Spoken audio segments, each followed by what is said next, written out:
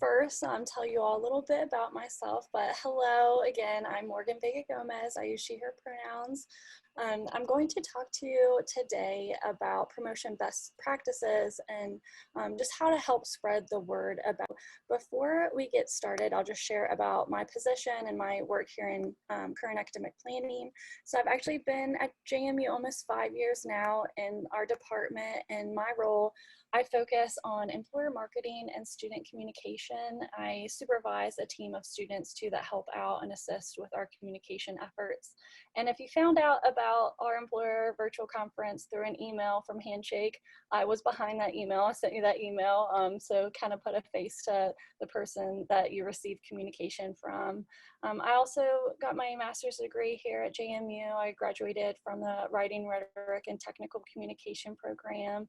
So as you can kind of tell, I love to talk about communication, promotional efforts, and employers' digital presence. That's something that I really enjoy, and I'm really excited to talk with you all about it.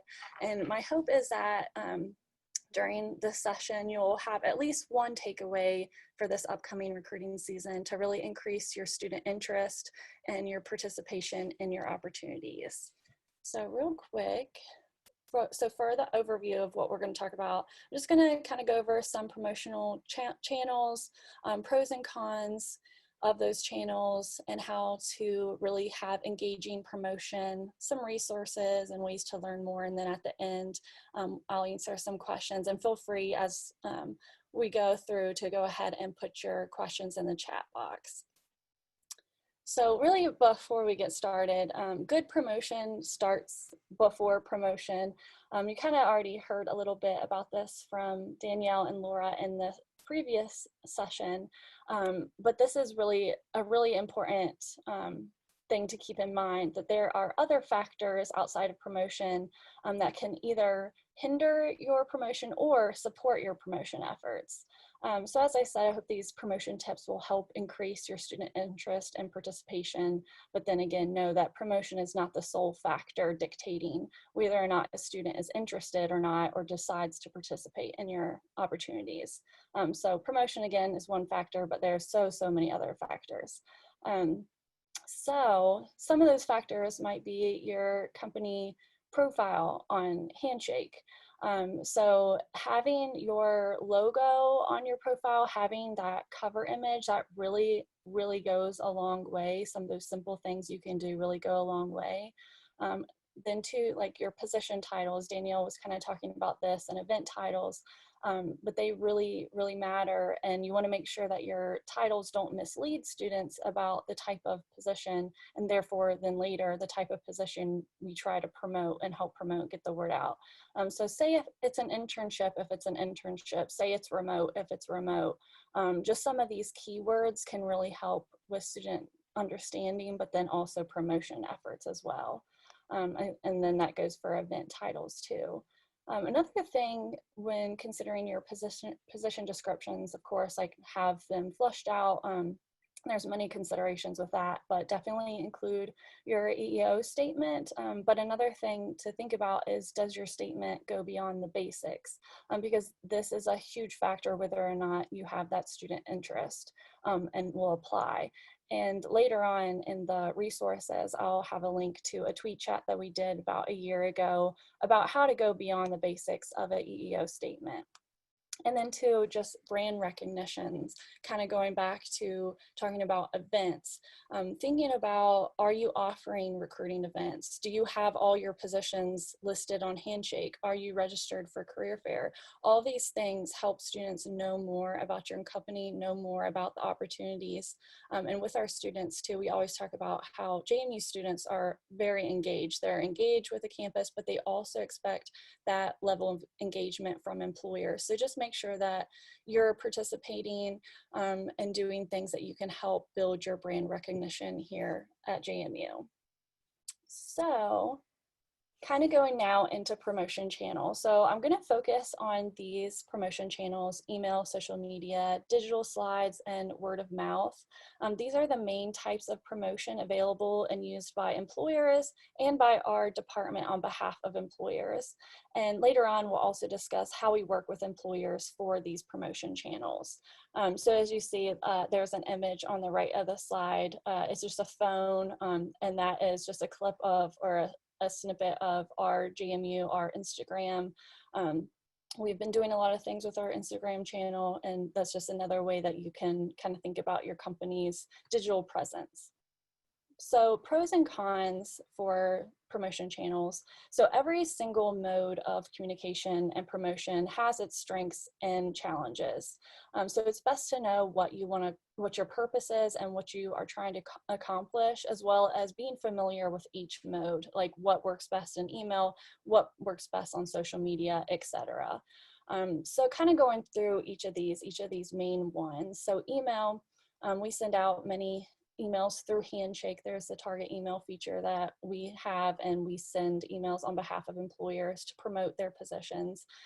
So just some things to think about with email. Of course, there's the overwhelm of emails for students. They get a lot of emails. However, our division here in JMU Student Affairs, we have done a lot of efforts to cut back on the emails students receive, so that when they do receive an email, they actually engage with it more. The great thing about email, though, is that you kind of have those guaranteed recipients for the most part, unlike going into the second thing, social media. Social media right now, it's necessary, but it takes creativity and time, and knowing who your audience is, and knowing what resonates with your audience and what doesn't resonate with your audience. But unlike email, that audience isn't guaranteed because you have all these various algorithms. And two, if you didn't know that about digital slides run across campus in the academic buildings. They're already running right now. They're already playing. Our university rec center is open. They have slides on there.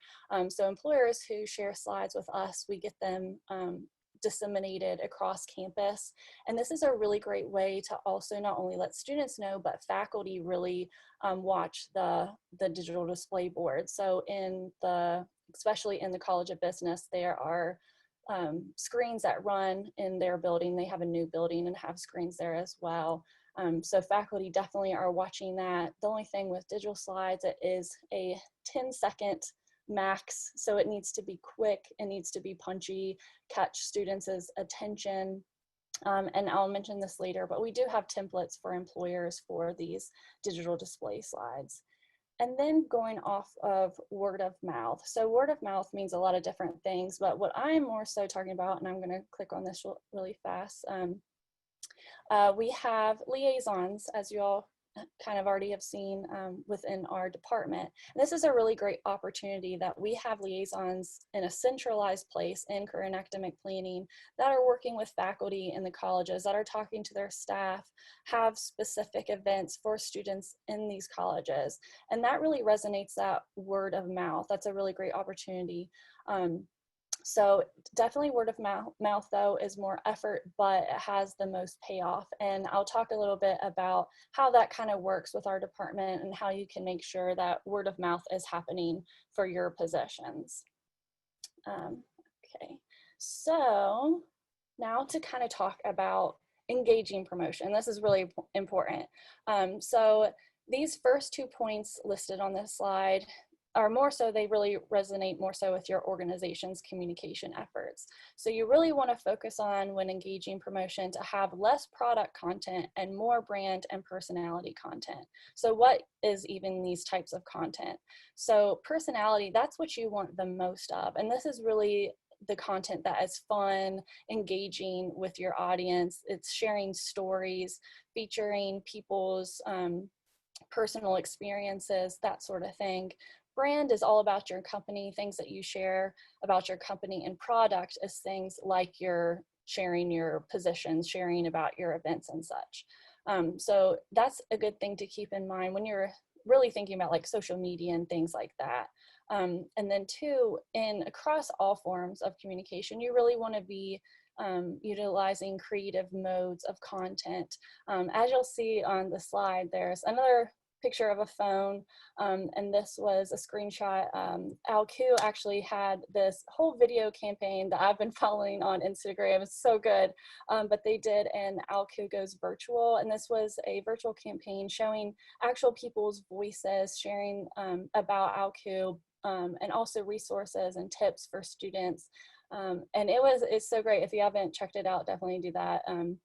Just a great way that Alcu is creating these creative modes of communication to really engage with students.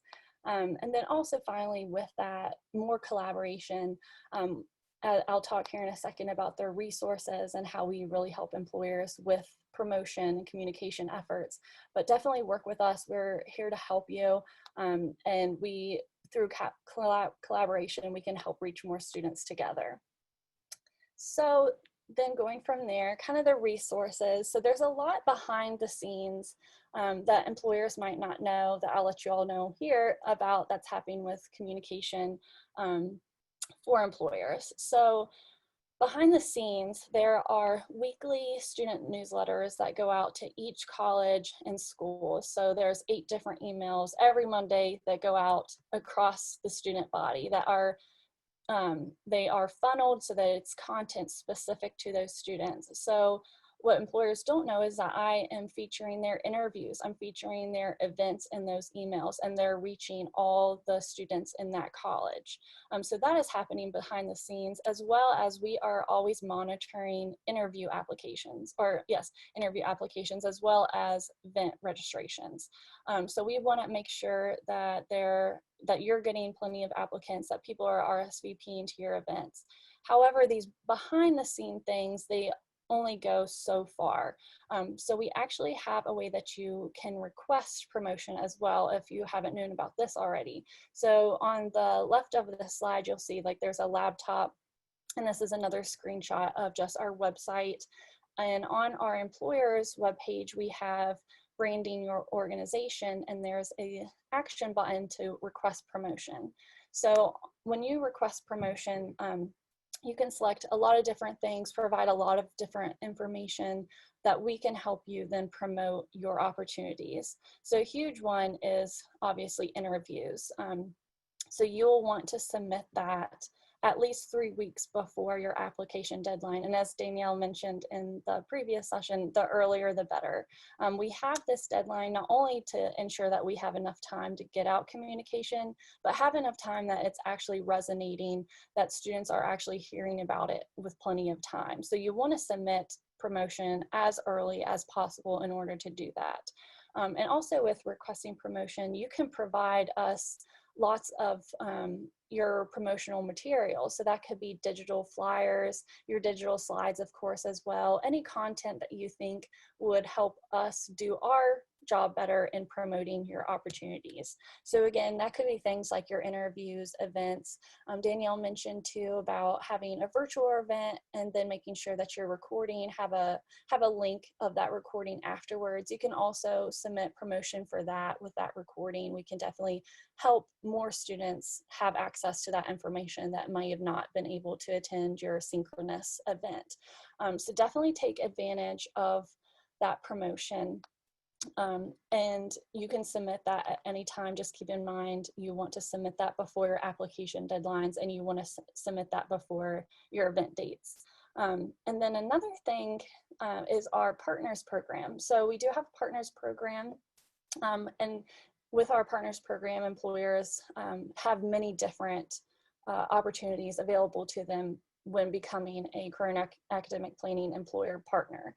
One of the main benefits, though, is that you receive promotion help with no work on your end. So with that, we are taking care of all of your promotion. We are scheduling all your target emails without having you submit anything. We are disseminating and creating your digital slides for you. So we are taking care of all your promotional efforts when you become a partner. So that's one less thing, a huge thing that then you don't have to worry about as an employer. So that's another benefit. And then kind of going back to the requesting promotion and then the word of mouth type of content. So when you request promotion and say you have a target email, it does not just stop with me sharing that with students, sending that out to students. I always let liaisons know in our department. Some of them you've already met, but they are listed on our staff page on our website. So I am sharing those target emails with our liaisons so that they in turn can let faculty and staff know, and even share with their particular students to let them know that these things are posted and that these employers are looking for them.